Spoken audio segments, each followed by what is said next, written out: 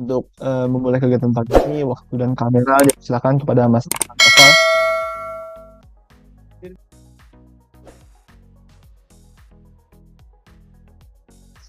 Baik, terima kasih Emir atas kesempatannya. Eh, Baik Bapak Ibu sekalian, Assalamualaikum warahmatullahi wabarakatuh. Yang saya hormati Bapak Ibu yang hadir baik itu melalui YouTube atau juga melalui Zoom yang sudah hadir bersama kita di hari ini. Sebelum kita mulai untuk paparan ataupun materi di hari ini, saya izin memperkenalkan diri terlebih dahulu, yaitu saya Arkan dari Unit Asisten Deputi Perancangan Jabatan, Perencanaan dan juga Pengadaan SDM Aparatur.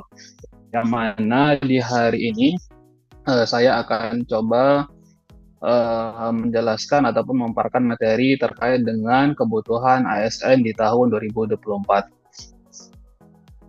Nah, karena memang waktu yang terbatas juga, saya izin untuk langsung memaparkan ataupun menyampaikan materi terkait dengan kebutuhan ASN di tahun 2024. Saya izin share screen.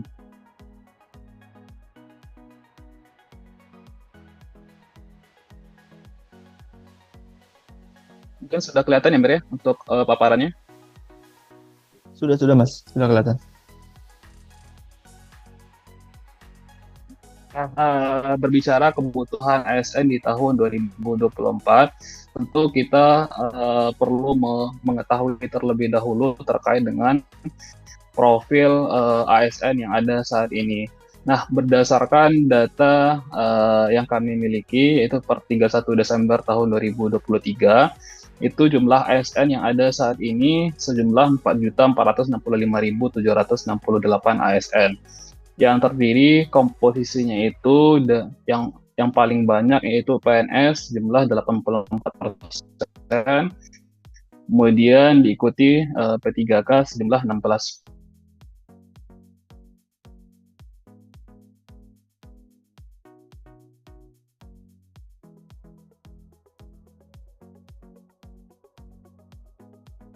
Dari rasio ASN terhadap melayani 63 penduduk yang ada di Indonesia. Kemudian kita lihat juga berdasarkan jenis instansi, untuk KSN saat ini yang paling banyak itu ada di instansi daerah, sejumlah 78% dari total ASN yang ada. Kemudian untuk di pusatnya itu sejumlah 22%.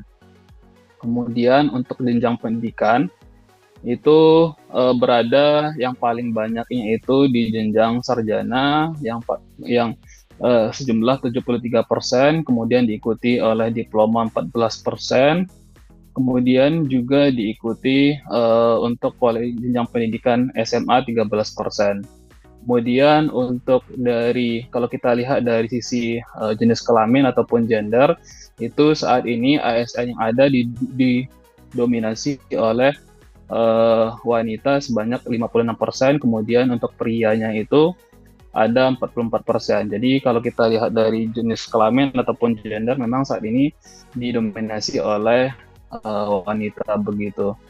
Kemudian untuk kalau kita lihat dari sisi generasi ataupun dari tahun kelahiran, itu yang paling banyak saat ini ada di generasi Y ataupun yang berada di kelahiran 1977 sampai 1994, itu sejumlah 52% dari total ASN yang ada saat ini. Kemudian kita lihat juga dari komposisi jabatan, ini kita petakan ke dalam 3 jenis jabatan, yaitu struktural, fungsional, dan pelaksana. Nah, saat ini yang paling banyak ASN itu berada di jabatan fungsional sejumlah 54%, kemudian diikuti oleh jabatan pelaksana dan juga jabatan struktural sebanyak 8%. Nah, kebutuhan ASN di tahun ini juga sudah diumumkan oleh Bapak Presiden kita bersama dengan Bapak Menteri Pan-RB dan juga Bapak Menteri Mensesnek, bahwasanya total kebutuhan ASN di tahun ini sejumlah 2.302.543 formasi, yang mana terdiri dari untuk di instansi pusat itu sejumlah 429.183 formasi, Kemudian untuk di instansi daerah 1.867.333 formasi. Kemudian untuk sekolah kedinasan itu sejumlah 6.027 formasi. Kemudian instansi daerah kebutuhannya ada 1.027.333 formasi yang terdiri dari PNS, instansi daerah 483.500. Baik Bapak Ibu, mohon maaf sebelumnya karena memang ada kendala jaringan. Saya izin lanjut lagi. Jadi untuk proyeksi kebutuhan secara nasional itu kalau kita lihat dari sisi status ASN yang mana terbagi dua, yaitu PNS dan P3K. Untuk di PNS-nya itu ada kebutuhan sejumlah 690.822 formasi untuk umum, dan untuk lulusan sekjennya itu 6.027 formasi. Kemudian untuk P3K kebutuhannya itu ada sejumlah 1.605.694 formasi. Kemudian kalau kita lihat dari jenis instansi, di instansi pusat itu ada 429.183 formasi yang terdiri dari CPNS sejumlah 207.247 formasi. Kemudian untuk P3K di instansi pusat itu sejumlah 221.936 formasi. Kemudian kalau di instansi daerah itu sejumlah 1.867.333 formasi yang terdiri dari CPNS 483.575 formasi. Kemudian untuk P3K di instansi daerah itu 1.383.758 formasi. Kemudian untuk sekolah kedinasan ini juga sama seperti yang di atas, 6.027 formasi. Nah, kemudian kita berbicara terkait dengan dasar regulasi kebutuhan ASN. Nah, dasar regulasinya itu ada di Undang-Undang 20 tahun 2023 tentang ASN, ada di pasal 32. Yang pertama yaitu Menteri menetapkan kebijakan perencanaan kebutuhan pegawai ASN secara nasional berdasarkan prioritas nasional sesuai dengan PJMN serta dengan mempertimbangkan kemampuan keuangan negara. Nah, dalam hal ini Menteri Pan-RB sudah mengeluarkan keputusan Menteri Pan-RB nomor 173 tahun 2024 tentang panduan penyusunan perincian kebutuhan ASN. Yang mana pada keputusan Menteri Pan-RB tersebut dijelaskan terkait dengan kebijakan pemenuhan kebutuhan ASN, kemudian jenis pengadaannya itu apa saja, kemudian jabatan-jabatan yang kita buka di tahun ini itu apa saja, itu sudah dijelaskan di dalam keputusan Menteri Pan-RB tersebut. Kemudian yang kedua yaitu kebijakan perencanaan kebutuhan pegawai ASN sebagaimana dimaksud di atas, itu merupakan panduan bagi instansi pemerintah dalam menyusun kebutuhan pegawai ASN. Jadi nanti bagi setiap instansi pemerintah yang akan merencanakan kebutuhannya nanti bisa langsung merefer ke Kemenpan 173 tahun 2024 tersebut. Kemudian yang ketiga yaitu instansi pemerintah menyusun rencana kebutuhan pegawai ASN sesuai dengan kebijakan perencanaan kebutuhan pegawai ASN tersebut. Kemudian sesuai dengan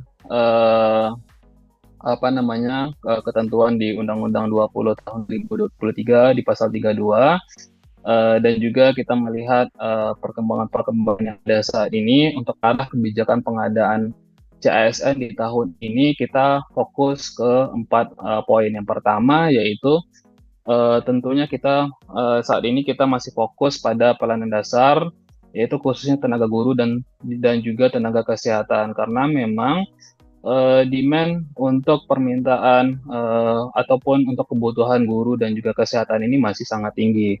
Oleh karena itu di tahun ini Menteri Pan-RB masih fokus untuk pemenuhan di bidang pelayanan dasar ini khususnya guru dan juga tenaga kesehatan. Kemudian yang kedua yaitu seoptimal mungkin menyelesaikan permasalahan tenaga non-ASN di instansi pemerintah. Nah, ini sejalan dengan amanat yang ada di Undang-Undang 20 tahun 2023 bahwasanya untuk penataan ASN ini itu paling lambat sampai dengan akhir tahun ini, yaitu akhir tahun 2024. Kemudian yang ketiga yaitu merekrut talenta-talenta baru ataupun fresh graduate untuk melalui seleksi CPNS. Nah, jadi memang di tahun ini di samping kita melakukan seleksi untuk P3K, kita buka juga seleksi untuk CPNS di tahun ini.